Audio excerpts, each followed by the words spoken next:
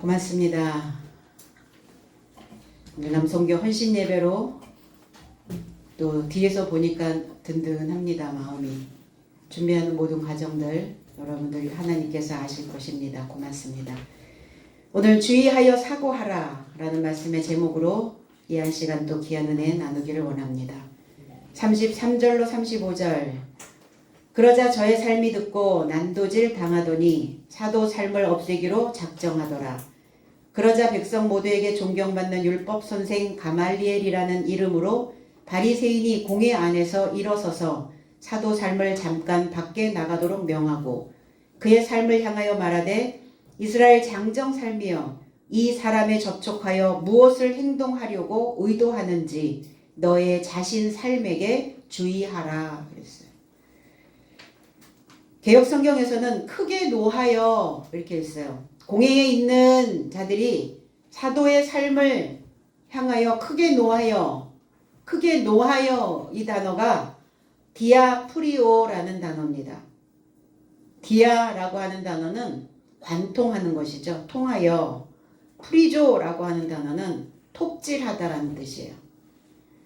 두 조각으로 톱질하다, 조각조각 톱질하다 이런 의미를 가지고 있죠. 히브리서 11장 37절에는 돌로 치는 것과 톱으로 켜는 것과 시험과 칼에 죽는 것을 당하고 양과 염소의 가죽을 입고 유리하여 궁핍과 환난과 학대를 받았으니 제 해석은 제어의 삶은 돌로 맞았고 톱질 당했고 시험 받았고 칼의 살해 안에서 죽었고 양과 염소의 가죽 안에서 돌아다니며 궁핍해지고 환난 당하고 학대받았으니 그랬어요. 이렇게 신앙생활을 하라고 하면 하겠습니까? 돌로 맞고 톱으로 켜고 칼에 죽고 양과 염소의 가죽을 입고 궁핍과 환난과 학대를 받고 이게 다 신앙생활을 하고 있었던 믿음의 선진들의 삶이었고 현재 진행 중인 사도들의 삶이어야 되고 신앙생활을 하는 저와 여러분들의 삶이라는 겁니다. 그러면 이런 환난과 이런 시험과 이런 학대와 돌로 맞고 톱으로 켜는 것 같은 그 비난이 쏟아질 때 과연 우리는 우리 생각으로 바로 서 갈 수 있을까? 믿음의 선진들은 그래서 철저하게 하나님을 의지했다는 겁니다. 하나님과 함께 걸어가지 않으면 이 신앙의 여정을 완수할 수가 없다는 겁니다. 그래서 신앙생활 하다가 중간에 다 탈락되는 사람들을 보면 그런 시험과 환난들이 왔을 때 그거를 견뎌내지를 못하는 거예요. 우리가 삶을 살아가는 것도 마찬가지가 아닐까요? 우리의 마음의 중심이 어딘가에 의탁하지 않으면 내 스스로 선다고 해도 때로는 가다 보면은 휘청거리고 방황할 때가 너무나 많이 있게 되어진다는 겁니다. 그 작은 질병 하나에도 작은 속쓰림 하나에도 작은 어떠한 사건 하나에도 우리가 얼마나 많이 휘몰아치고 살고 있는가. 그러면 그럴 때 우리의 마음을 어디에 두고 우리의 생각을 어디에다 묶어야 우리는 과연 인간다운 삶을 유지하며 살 수 있을까를 생각해 봐야 된다는 것입니다. 오늘 아브라함이 걸었던 우리의 조상이었던 아브라함, 그럼 먼 옛날 6,000년 전에 있었던 인물인가? 그 인물로 인하여 우리는 그 삶을 어떻게 보고 배워야 하는가? 지금 현재 나의 삶이 아브라함이었다면 그렇다면 오늘 스스로 걸을 수 없는 이 믿음의 삶을 우리는 하나님과 함께 동행해야 된다는 것입니다. 사도들을 난도질했어요. 톱질했다는 겁니다. 왜 톱질을 했는가? 부활의 주님을 증거하지 못하도록 그 입에서 나오는 교훈을 거절하고 그리고 조롱하고 비난하고 공격하고 있는 겁니다. 그럼 톱질을 어떻게 한단 말입니까? 실제로 톱을 가지고 와서 그들의 삶을 톱질했다는 말입니까? 아니죠. 이 목구멍이 톱이에요. 그래서 이 목구멍에서 올라오는 그 소리로 목구멍에서 이미 뱉어져 입안에 가득 채워지면 이 목구멍에서 어떤 소리가 올라오느냐에 따라서 그 인생들을 톱질하고 난도질할 수 있는 그 상태가 되어진다는 겁니다. 그러면 이 목구멍에 올라오기 전에, 톱질하기 전에 뭘 했었어야 돼요? 마음의 중심에서 이렇게 차근차근 올라올 때 그거를 제어할 수 있는 힘을 길러야 되겠죠. 이미 목구멍에 다다르면 이미 톱질이 시작이 된 겁니다. 그래서 이렇게 내 속이 찔리고 내 속이 톱질 당했을 때 우리는 과연 어떻게 반응하는가? 상대의 목구멍으로 톱질 당하는 내 믿음이 조각날 때 우리는 과연 그 믿음을 지탱할 수 있을까? 그럴까요? 아니면 조각조각 난 톱질 당한 이 신앙이 톱질 당하면 어때요? 다 파헤쳐지고 다 분해되어지니까 바짝 말라버리는 거예요. 그럼 내가 톱질을 하고 있는지 톱질을 당하고 있는지를 보셔야죠. 그러면 고갈되어지면 어때요? 우리의 인생이 호들갑을 떨게 돼요. 호들갑. 안정되지가 않습니다. 그리고 사도로서 어떤 결정적인 역할을 해야 하는데 우리가 신앙의 본을 보여야 되는 스승이요 부모요 가르치는 자의 삶이어야 되는데 그렇게 되어지지 못한다는 겁니다. 그럼 호들갑을 떠는 부모를 보고 호들갑을 떠는 스승을 보며 어떠한 생각이 들까? 과연 그들은 믿음이 있다고 말할까? 그렇지 않다는 겁니다. 그러니까 우리가 이 어떤 소리가 목구멍에 올라오기 전에 그거를 제어하지 않으면 상대에게 이렇게 상해를 입히는 톱질하여 동강을 내버리는 그러한 상태를 계속 지속적으로 만들어낸다는 것입니다. 근데 스스로 모르겠는가? 스스로 모를까? 모를 수도 있겠죠. 그냥 당하는 사람들은 이렇게 사도들이 그들의 입에서 나오는 비난의 언어로 톱질 당했을 때 사도들은 과연 어떠한 형태에 있을까? 과연 이 믿음 생활에 최소한 그 생존 개체군의 것을 만들어낼 수 있을까? 믿음의 생존 개체군. 과연 내 안에는 그 생존 개체군이 얼마나 남아있을까? 그러니까 관리가 절실합니다.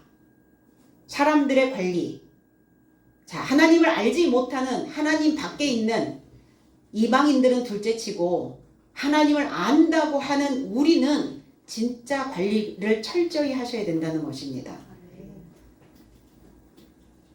그래서 우리는 다시 그 부러진 신앙생활의 날개를 복원하여야 그래야 나를 알아볼 수 있고 그 알아보면 그때서부터 나는 나에게 내 입에서 나오는 소리들을 신경 쓰게 된다는 겁니다. 신경 써서 해야죠. 이 말은 알아야 사랑을 할 수 있고 그래야 내 중심부에 하나님을 생존하실 수 있도록 내 자신의 존재 이유를 깨닫게 되어진다는 겁니다. 내가 오늘 왜 사는지 아시나요? 나는 오늘 주어졌으니까 그냥 숨 쉬는 건가요? 그거는 세상 사람들이 할 수 있는 일들이고 하나님 안에 있는 하나님을 믿는다고 말하는 믿음의 개체군이 우리 안에 살아있는 자들은 내가 왜 존재하고 있는지에 대하여 분명히 알아야 된다는 겁니다. 왜 알아야 해요? 나의 형태에 따라서 하나님의 삶을 만들어내느냐 안 되느냐의 차이이기 때문이에요. 형편없는 삶이 되느냐 아니면 형편이 넉넉한 크리스찬들이 될 수 있느냐에 달려있다는 겁니다. 오늘 사도들을 톱질하면 그럼 저와 여러분들이 만약에 톱질을 당하면 그 박에서 뭐가 나올까요? 박 터지는 소리가 날까요? 그래서 머리를 사투리로 대급박이라고 얘기를 하죠. 예, 이 대급박에서 톱질이 당하면 어떤 게 터져 나올 것 같아요? 하나님의 금은보화? 아니면 마음을 뒤흔드는 도깨비와 같은 생각들? 삐죽삐죽 뿔나는 거죠. 여기 뿔 저기 뿔. 물론 상대의 목구멍에 톱질하는 소리도 문제가 되기는 하지만 그가 나를 톱질했을 때 내 대급박에서 나오는 것들이 무엇인지 그걸 유심히 볼 수 있어야 해요. 저 사람 때문이야 라고 넘기면 나를 자세히 알아볼 수가 없어요. 그럼 내 존재감 없죠. 타인이 만들어준 존재로 살게 되는 겁니다. 그럼 내가 왜 살아야 하는지, 내가 왜 믿어야 하는지에 대한 불분명한 사고가 늘 그렇게 뿔난 인생처럼 만들어버리게 되는 거예요. 그게 들이받는 거죠. 때로는 염소의 가죽옷도 양의 가죽옷도 우리는 입고 유리를 할 수 있어요. 방황할 수도 있습니다. 그러나 그건 잠시여야죠. 그 삶이 계속 지속된다고 한번 생각을 해보세요. 어떻게 되어지겠는가? 사도 삶을 없애기로 했어요. 집어 올리다, 치워버리다. 이게 아나이레오란다. 아나, 들어 올리다. 위를 잡다. 그들의 생각을 잡는 거예요. 부활하신 그리스도 예수, 부활이 뭡니까? 변화되기를 원하여 깨닫는 겁니다. 그럼 깨달았다면 변화가 일어나겠죠. 달라지겠죠. 그거를 막는 거예요. 그냥 양어장 만들어 놓고 성도들을 다 그냥 그 어장 관리만 하면 되는데 다른 것들을 경험시키려고 하지 아니하는 종교 안에서 많은 것들을 경험을 시키면 성도들이 크게 되고 그 생각을 잡을 수가 없고 그러니까 잡으려고 위로 들어 올려서 그들의 생각을 잡으려고 이게 없애기로 이렇게 단어가 나왔어요. 마태복음 2장 16절에 이에 헤롯이 박사들에게 속은 줄 알고 심히 노하여 사람을 보내어 베들레헴과 모든 지경 안에 있는 산의 아이를 박사들에게 알아본 그때를 표준하여 2살부터 그 아래로 다 죽이니 그랬어요. 이게 죽이는 거죠. 말살 정책. 제석은 그때 헤롯이 박사 삶에게 조롱당한 줄 알아차리고 심히 분노하였다. 그리고 그가 파견하여 베들레헴과 그 모든 지경 안에 산의 아이 모든 삶을 박사 삶 곁에서 자세히 조사한 기한을 조차 2살부터 그리고 그 아래로 모든 삶을 제거했다. 들어 올렸다고요. 치워버렸다고요. 그러니까 불편한 사람을 내 앞에서 치워버리는 게 문제가 아니라 그 불편한 사람을 나는 어떠한 시각으로 어떤 관점으로 보고 가고 있는가. 그 사람이 내 머리를 톱질할 때 과연 내 머리에서 무엇이 쏟아져 나와야 하는가를 유심히 관리하고 관찰하셔야 된다는 겁니다. 그래야 부활할 수 있어요. 2살 아래 2살 변화되어지는 것을 막는 거죠.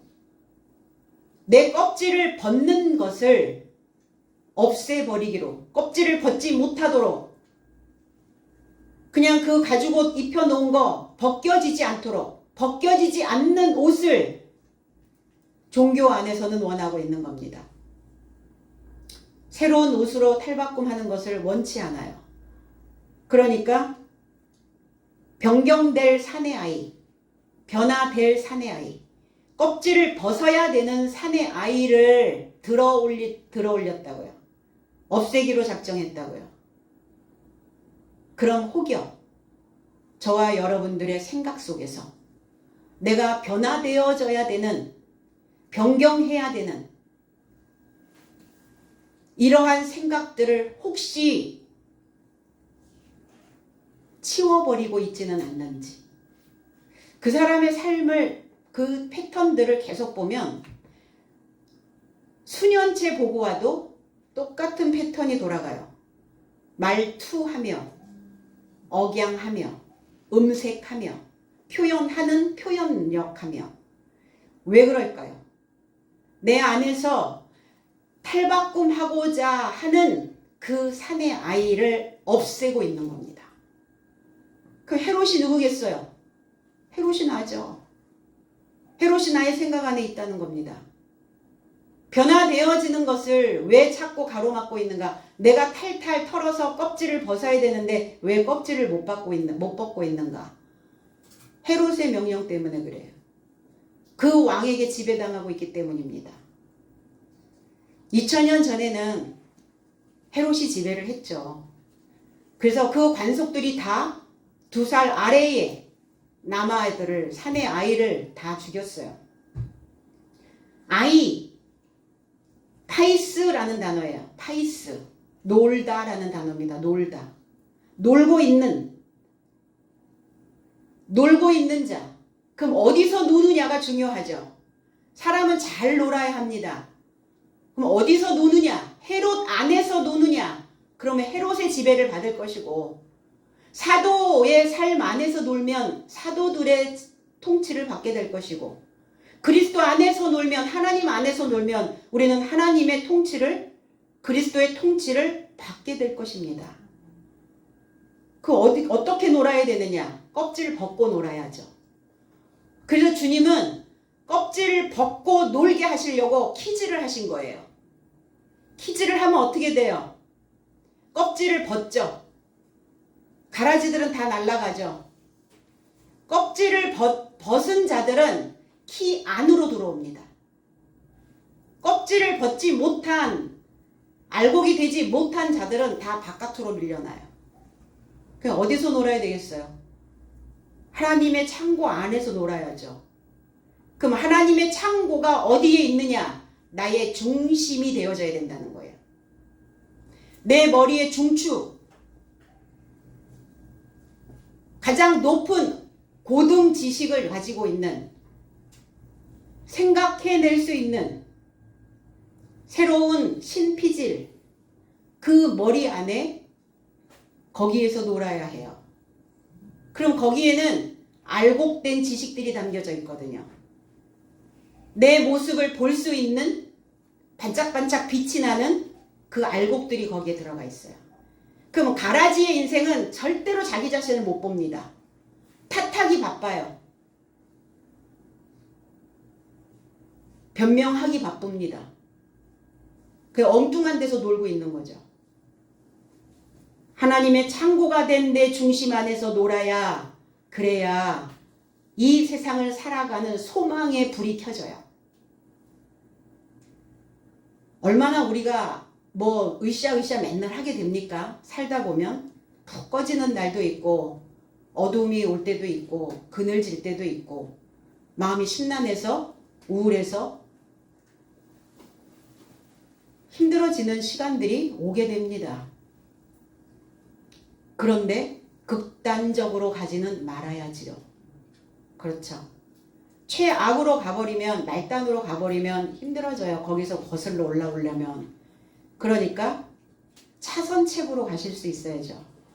아, 힘들었구나. 어려웠구나. 외로웠구나. 지금 어두워져 있네. 그래도 내 중심 안에, 나의 머리 안에 하나님의 창고가 있는데, 그래도 주어져 있는 이 인생길을 열심히 하나님의 불을 켜고, 소망의 불을 켜고 가야지. 생각을 그렇게 돌려야죠. 그들이 모의했습니다. 작정했어요. 계획하고 실행할 수 있도록 꾀하고 의논하고 있는 겁니다. 잘못한 것도 없는데. 이만큼 종교의 색깔은 강합니다. 내가 종교성이 강한, 종교의 색깔이 강하게 가지고 있으면 다른 사람의 변화되는, 그리고 다른 사람의 다른 모양을 내가 봐주지 못해요. 꼴을 못 본다고요. 꼴을. 사도들의 꼴을 지금 못 보고 있는 거예요. 내가 사람 꼴을 못 보고 있다 라고 생각이 들거든 나는 여전히 겉으로 믿는 이 공회에 있는 오래된 장로된 삶이구나 라고 인식하시고 알고 가시면 좋습니다.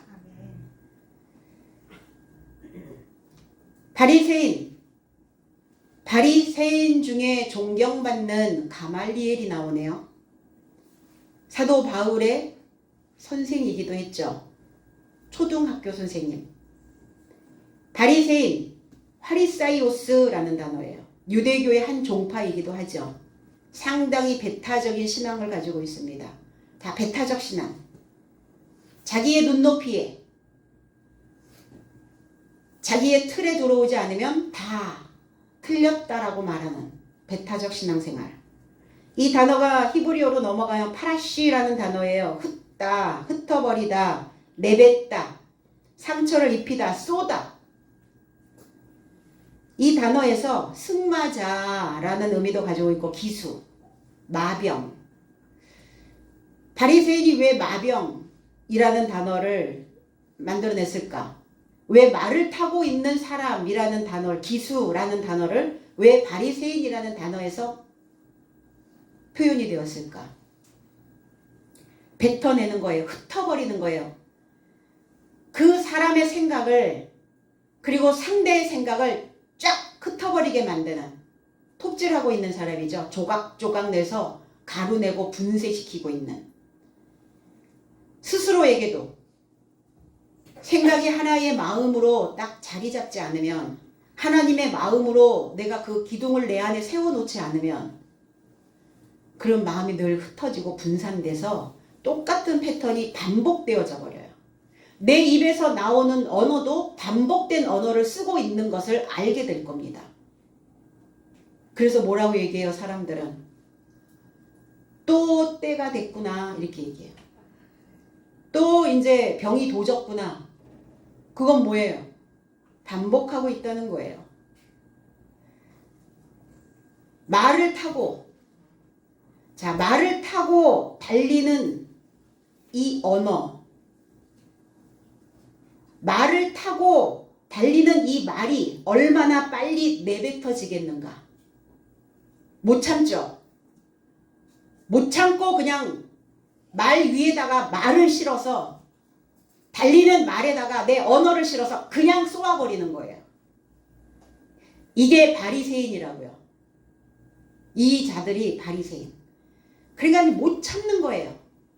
그 말을, 내가 기수가 돼서 그 말을 그냥 막 뱉어내고 쏘고 상처를 입히고 내뱉어 버리고 못 참는.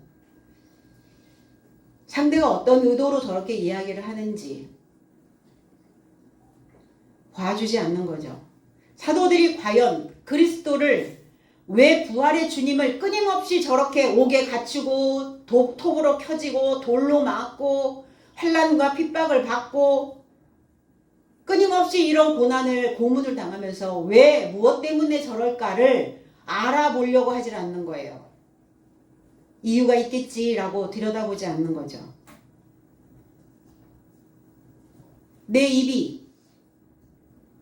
나의 입이 나를 증언할 때 우리는 과연 나에게 무슨 증언을 해줄 수 있을까? 내가 무슨 말을 뱉어내고 있는지조차도 모른다면 그 사람은 기수가 돼서 그 말을 쏘고 있는 사람입니다. 내가 한 말에는 책임을 져야 하죠. 분명히. 사람의 마음에 상처를 주며 그 마병이 돼서 쏘아붙이는 사람이라고 이 바리새인이라고 하는 이 의미에 배설물이라는 의미도 가지고 있어요. 흩어버리는. 마음을 이렇게 주섬주섬 모아주지 않고 마음을 쫙쫙 찢어가지고 흩어주고 있는. 근데 내 생각으로는 어때요? 나는 분명히 옳은 소리를 했다라고 생각을 하죠. 그런데 그 언어가 아닌 다른 언어의 표현도 많거든요. 우리나라처럼 이렇게 다양한 언어로 마음을, 감정을, 생각을 표현하는 나라가 어디 있겠습니까? 그 색깔도 수만 가지가 있는데 하필이면 왜 그렇게 상처를 입히는 더러운 배설물이 되어져야 되는 똥 같은, 그건 뒤로 버려야 되는데 그걸 입으로 버리면 그 입으로 내뱉는 자가 되어진다면 나도 더러워지고 상대도 더러워지죠. 그러면 이 입으로 내뱉는 자라고 증언하면 나는 입으로 늘 더러운 것을 내뱉는 것이 자라고 나는 나를 그렇게 증언할 것인가? 나는 그렇게 더러운 것을 입으로 다 배설하고 살다 왔습니다. 하나님 앞에 그렇게 나 자신을 증언하실 거예요? 나는 원래 입에서 이렇게 더러운 것들을 쏘고 내뱉어버려. 이렇게 사람들에게 나 자신을 증언할 겁니까? 다른 사람이 너 왜 그래? 이렇게 말하면 싫으면서 나는 나에게 끊임없이 너 왜 그래? 라고 얘기를 해도 못 알아듣는 거죠. 말이 바뀌어야 해요. 말이 바뀌지 않고서는 그리스도인이라 기름 부음을 받은 자라 말할 수 없습니다. 언어가 바뀌면 불이 켜집니다. 기름이 들어갔기 때문에 불을 켤 수가 있어요. 그런데 기름이 부어졌는지 아닌지, 자, 기름은 채워지고 있는데 불을 켜지 않네요. 말로 훅 뱉어내니까 불이 꺼져버리는 거예요. 사람의 마음도 불을 끄고 자기도 불을 끄고 찬물 확 끼얹고 그러면 그 사람은 급타령에 살고 있는 거죠. 바리새인 삶이 되지 말아야 되는 것은 그들은 바리새인적 삶은 수용 능력이 없어요. 사람들의 말을 수용하지 못하고 사람들의 말을 공감할 수 있는 힘이 없습니다. 그러니까 어때요? 심성을 자꾸 나쁘게 만들어요. 이 심성을 불결하게 만들고 불경건하게 만들고 불건강하게 만들어요. 그럼 처음에 데미지는 나, 그 다음에 2차는 그 사람, 그 다음에 주변, 이렇게 되겠죠. 그게 바로 사람에게 주는 재앙입니다. 아, 나는 한 번도 사람에게 재앙을 준 적이 없다. 아니죠. 태풍을 몰고 다니는 재앙신이 있어요. 팩트.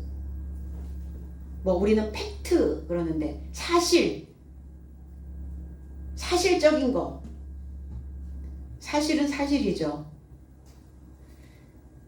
그래서 자꾸 이렇게 태풍을 몰고 다니는 이런 재앙을 가져다주는 이런 인생이 되어지게 된다는 겁니다. 그렇게 되어지면 안 되겠죠. 가말리엘이라고 하는 의미는 하나님의 보상이라는 뜻이에요. 이게 가말이라고 하는 단어에서 왔는데 사람을 다루다, 보답하다, 젖을 떼다, 그리고 짐을 진다 라는 의미예요. 짐을 진다. 그럼 하나님의 보상, 그리고 하나님의 짐을 지는 자. 그럼 하나님의 짐이 뭐겠어요? 하나님이 우리에게 하나님이 무슨 짐을 지고 계신단 말입니까? 그 백성들이죠. 하나님을 믿는 그 백성들, 거룩한 삶에 들어오기를 원하는 그 자들. 그래서 좁은 문을 통과하여 여전히 하나님의 마음의 문을 두드리고 있는 그들을 짐을 지고 계신다는 겁니다. 사람이 되도록 가르쳐야 하는 게 짐이에요, 우리에게는. 사람이 될 수 있도록, 사람을 만들어낼 수 있도록.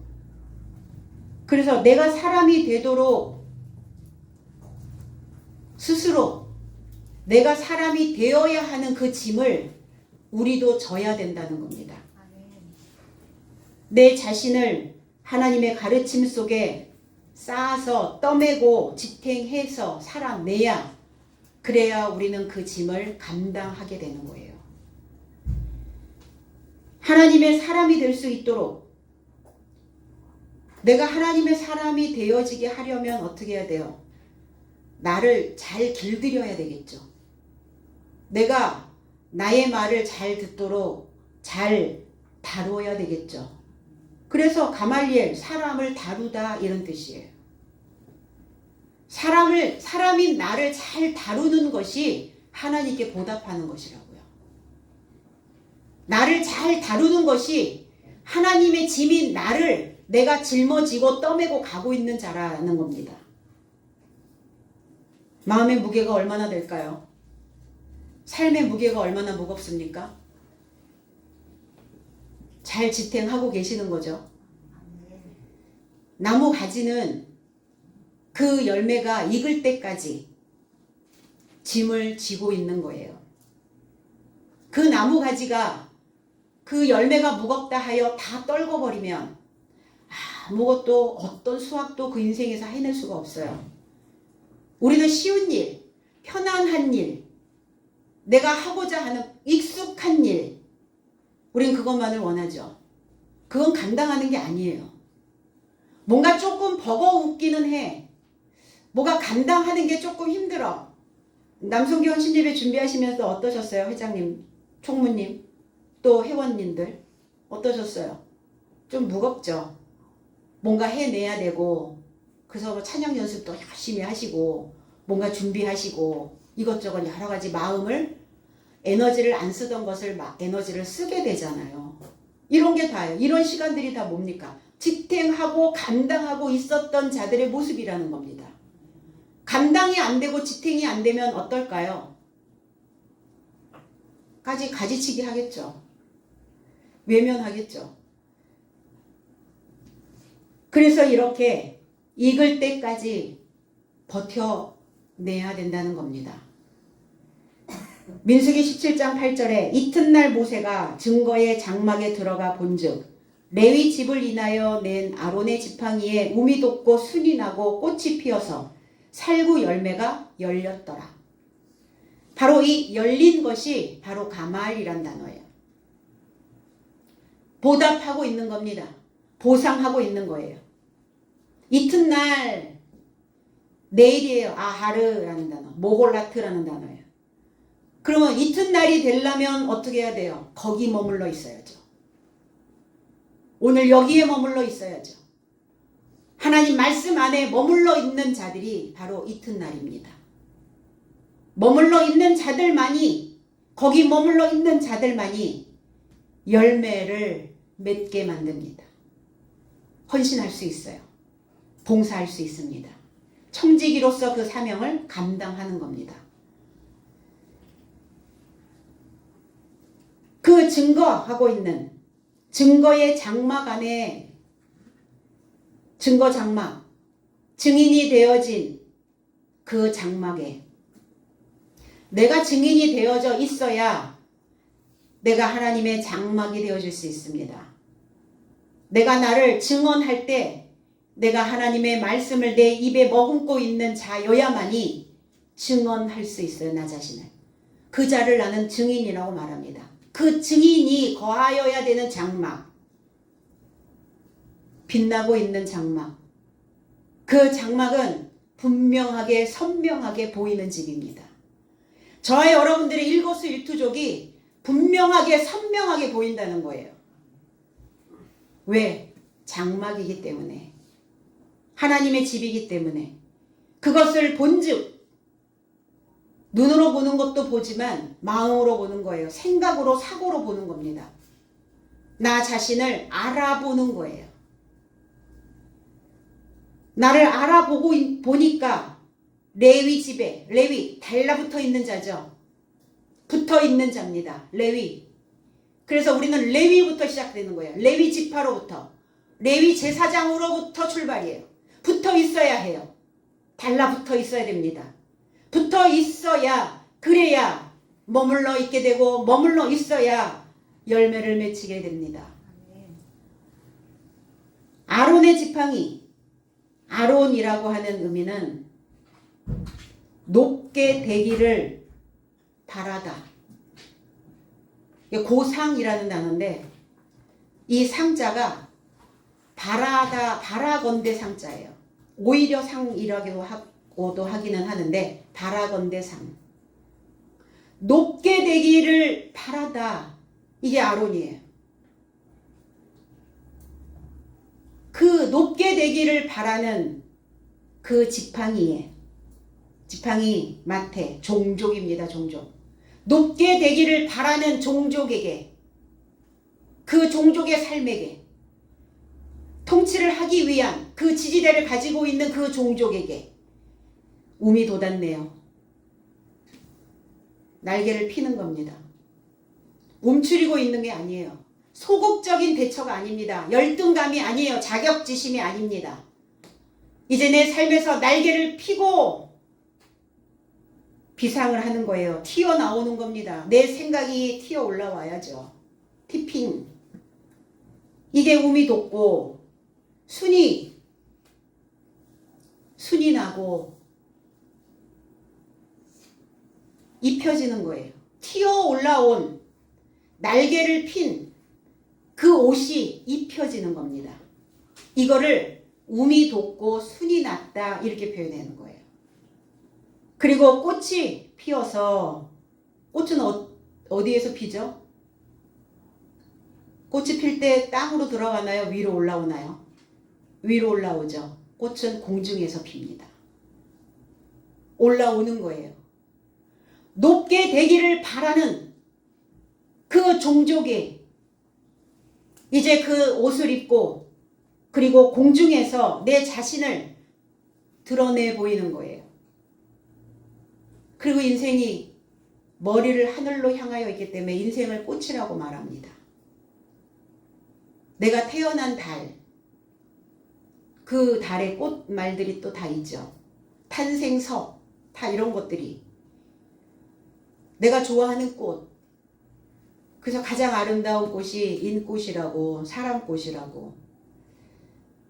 계절마다 다른, 성장을 할 때마다 또 다른 모습으로 늘 날마다 새로운 옷을 갈아입는, 새로운 색깔들을 내놓는 아름다운 향을 뿜어내는, 이렇게 꽃이 공중에서 빛나고 드러내 보이고 있는 살구 열매가 열렸더라. 왜 하필 살구 열매일까? 살구꽃이 필 때면 돌아온다던. 내 사랑 순인가요?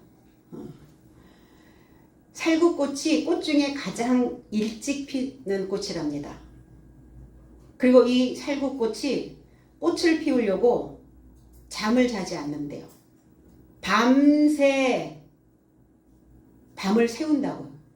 밤을 새우고 그리고 자신을 늘 깨우고 그리고 거기에 머물고 남아있는, 이게 살구의 의미예요.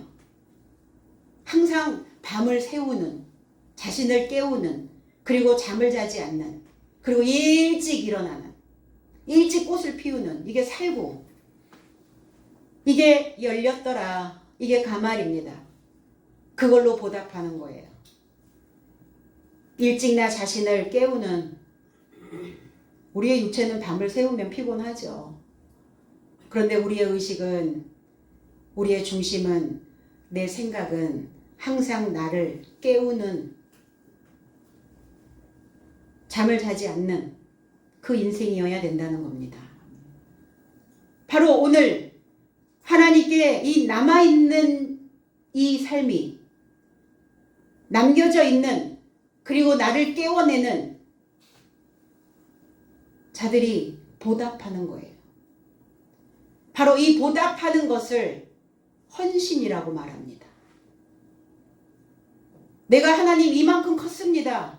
이만큼 성장했습니다. 남아 있었습니다. 붙어 있었습니다. 머물러 있었습니다. 헌신 예배예요, 이게. 헌신 예배 왜 드리느냐고요? 내가 지금까지 붙어 있고 남아 있고 머물러 있는 거에 대한 감사예요. 그리고 내 믿음을 확증하며 가는 겁니다. 내 마음이 어떤 마음으로 헌신을 준비해 왔는지 그거를 보는 거예요. 나를 알아보는 겁니다. 그래서 이 헌신 예배를 통해서 내 자신의 믿음이 위에서 빛나고 있음을 확증하는 그 시간이라고 보시면 됩니다. 교법사예요. 율법사입니다. 노모 디다스 칼로스, 율법의 해석자입니다. 랍비입니다. 노모스, 율법을 가르치는 자예요. 율법은 뭐냐? 짐승에게 주는 먹이에요. 규정된 관습입니다. 그것을 가르치는 선생이에요. 그런데 신앙 안에서 짐승에게 주는 이 먹이조차도 못 먹은 자들이 있더라 이거예요. 기초 안 되어 있는, 기본 없는. 그러면 가말리엘의 수하에 가서 다시 먹어야죠. 그건 이미 우리는 다 마스터하고 와야 되는데 안 되어 있으면 어때요? 그럼 어디로 갑니까? 여기 안에서요. 여기 안에서. 이 말씀 안에서 다시 한번 나를 다 뒤집어 보는 거예요. 내 상태가 어떠하고 있는지, 나는 나를 가르치고 있는 디다스 칼로스가 되어 있는지, 노모 디다스 칼로스, 율법을 가르치는 짐승 같은 내 생각에 먹이를 주고 있는 자인지, 그 자가 존경받는 자랍니다. 명성이 있는 높은 수준의 위엄이 있는, 육체적으로도 잘 정돈되어져 있는 사람들을 보면 어때요? 우린 존경스럽죠. 그런데 육체뿐만이 아니라 우리의 사고, 우리의 정신까지, 우리의 영이 잘 정돈되어져 있다면 얼마나 존경스럽겠어요, 그 삶이. 적어도 나는 나를 존경할 수 있는가예요.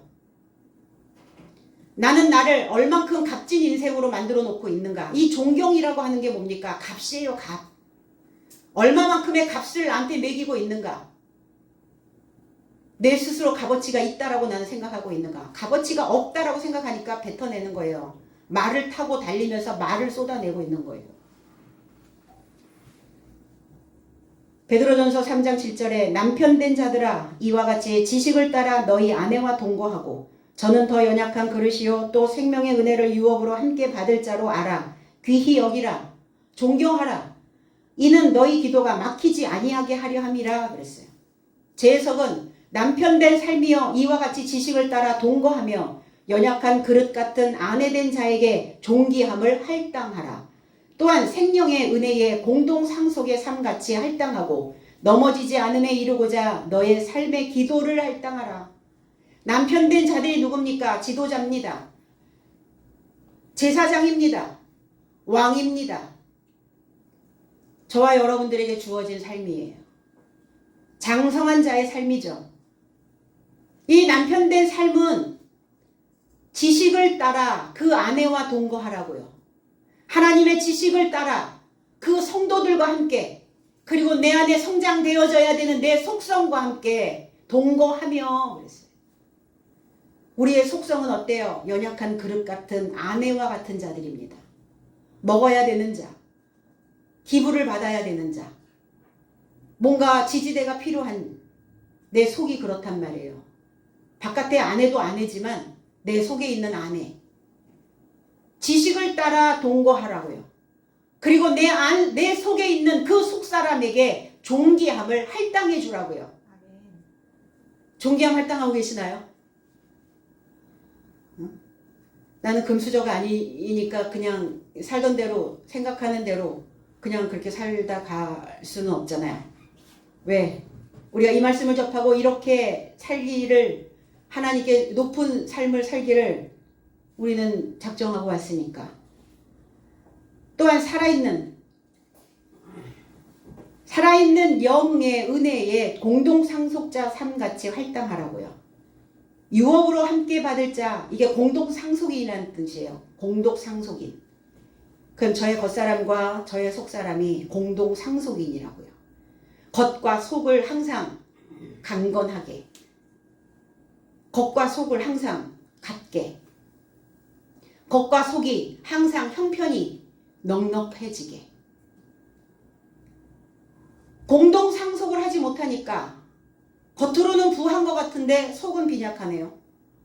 그럼 속에서 쏟아져 나오는 것들이 그 박 터지면 뭐가 쏟아져 나오는가 내 속에서 보시면 잘 알겠죠. 누가 지적하면 열 받잖아요. 그러니까 지적하지 않고 내가 나를 지적해서 볼 수 있는 장성한 자, 목자들, 가르치는 자들, 이 남편된 자들, 씨를 가지고 있는 씨를 뿌리는 자들, 농부와 같은 자들입니다. 그럼 저와 여러분들은 늘 씨를 뿌리고 있죠. 생각에 씨를 뿌립니다. 마음에 뿌려요. 우리가 살아가는 일상생활에서 씨를 계속 뿌리고 있습니다. 내가 일상생활에서 뿌린 씨는 내 삶으로 수확이 되어지겠죠. 어디 가지 않습니다. 없는 것이 갑자기 어디서 툭 튀어나오지 않아요. 내 인생에서. 분명히 내가 뿌리고 온 씨들일 거예요. 그 지식을, 그 학문을 확인받은 것을, 알고 있는 것들을 상속하시라고요. 그리고 너의 삶의 기도를 할당하라. 왜? 넘어지지 않도록. 휘청할 때 뭐 하십니까? 휘청할 때 원망해요? 휘청할 때 원망만 하고 있습니까? 그 사람 탓만 하고 있어요? 휘청할 때 기도하시라고요. 뭐 하지 않도록? 넘어지지 않도록. 기도를 항상 할당하시라고 나한테. 그 필요한 거예요, 기도가. 사내들인 공회에 있는 공회에서 가말리엘은 일어섰어요. 뭔가 지금 문제가 있다라고 인식한 거죠. 지금 이 공회가 뭐가 문제가 있지 않나? 지금 이 바리새인들에 의하여, 유대인들에 의하여, 이 장로들의 삶에 의하여 뭔가 지금 종교성이 탁해지고 있다라는 것을 가말리엘은 직감하고 있는 겁니다. 짐승에게 주는 그 율법조차도 없는 자들이에요. 자기의 수준에서 계속 톱질하고 있는 자들의 모습입니다. 그러니까 사도들을 밖에 내보냈어요. 그럼 듣지 못하게 내가 이 사람들한테 무슨 말을 하는지, 바리새인 거기 대제사장 종교 지도자들이 있으니까 자존심 상할까봐 사도들이 듣지 못하도록 밖에 내보냈다고요? 그게 아니라 사도들을 밖에, 문 밖에, 외부에 내보낸 이유는 활동할 수 있도록 그 활동을 지지해 주는 겁니다.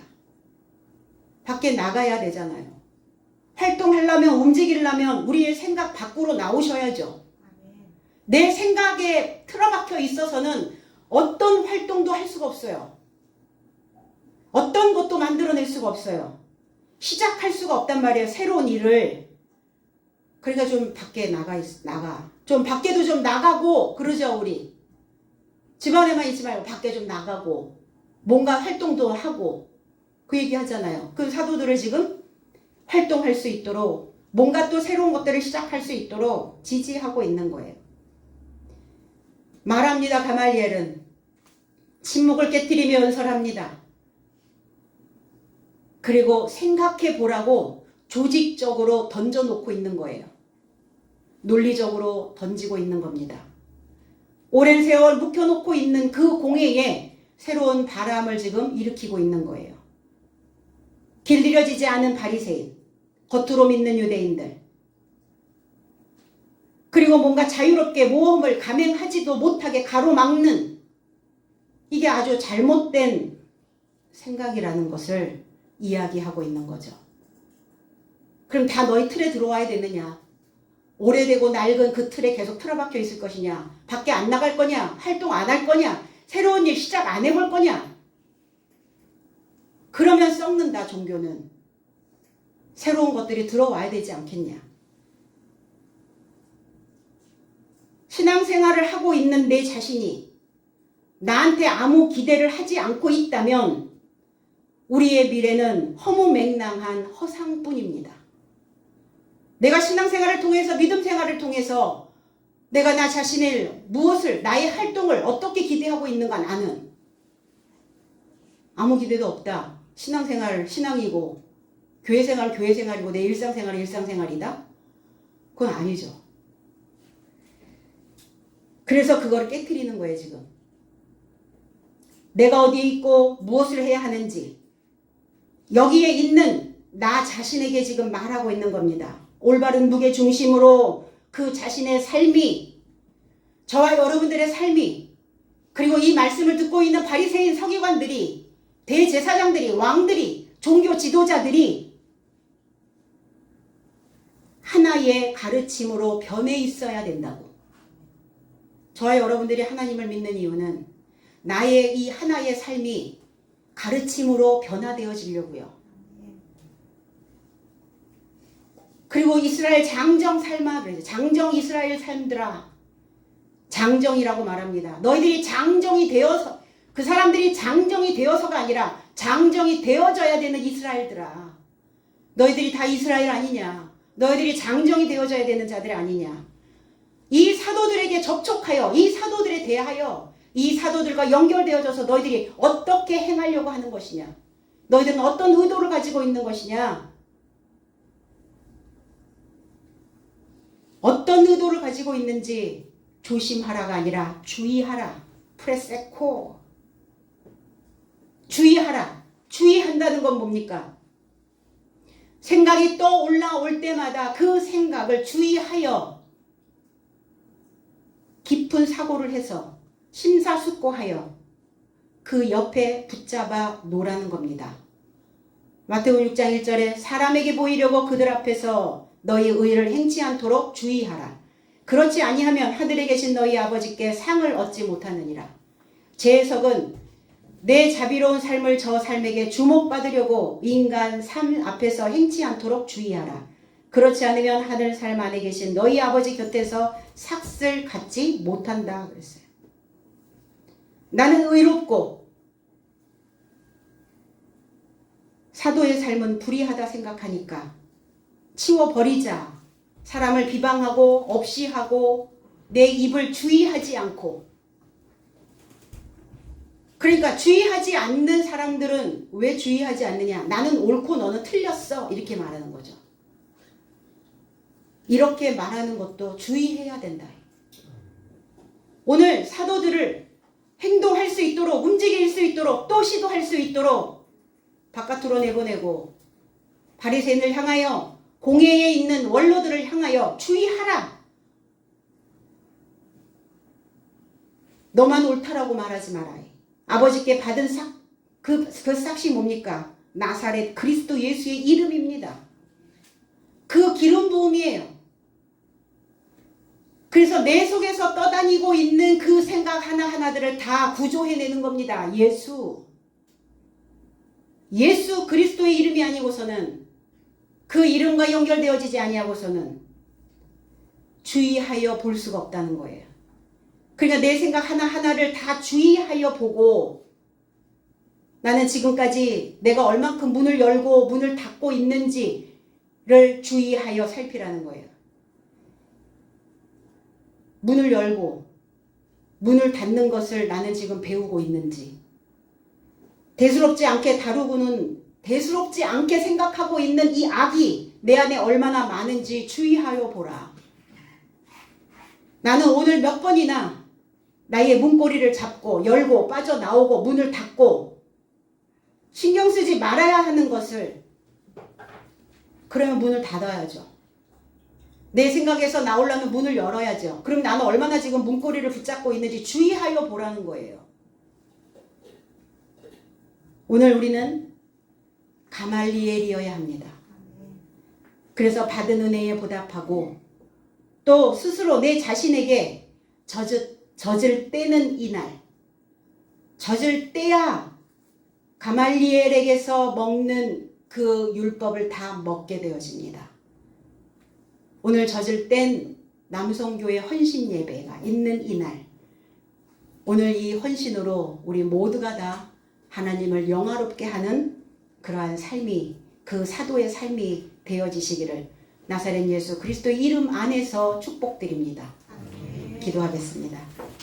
아버지 고맙습니다. 오늘 남성교 헌신 예배로 하나님을 영화롭게 하심을 감사드립니다.